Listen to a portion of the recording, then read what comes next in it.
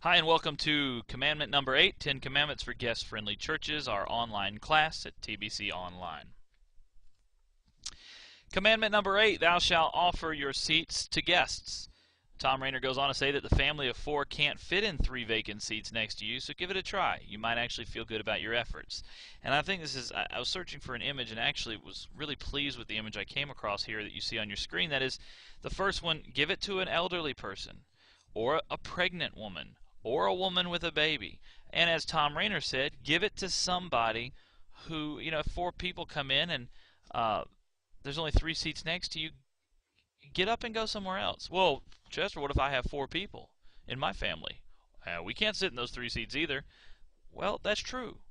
But we're supposed to be guest-friendly churches, not ourself-friendly churches. Which takes us back to our next slide. Not back, you haven't been there yet, but it takes us to our next slide.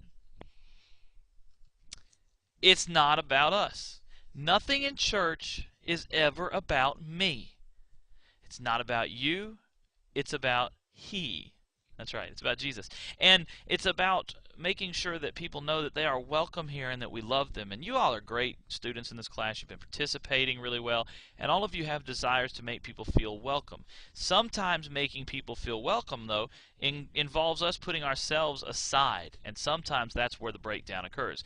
People are willing to make you feel welcome until it becomes inconvenient for them. And then they don't want to make you feel welcome anymore because it's inconvenient.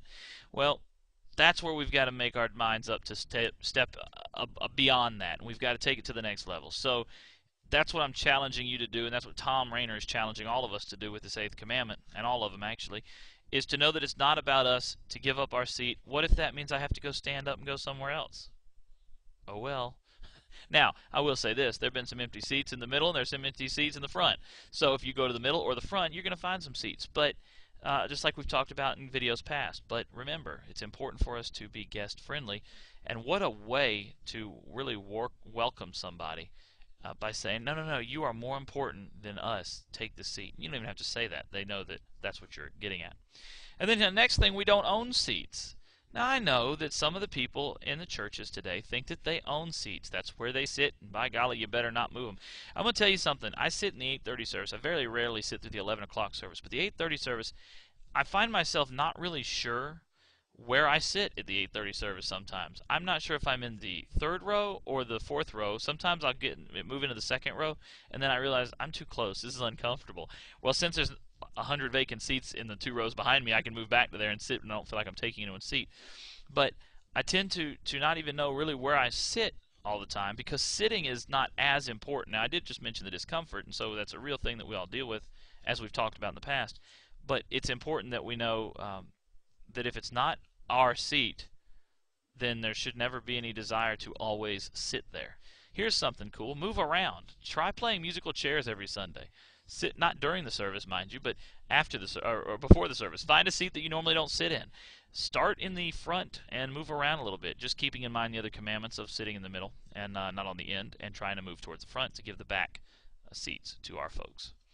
And then the thing is, the last point is we can set an example. And I'm not going to go into details. This is a fairly easy question, but I want you to answer this in the Facebook response. But we can set examples for other people.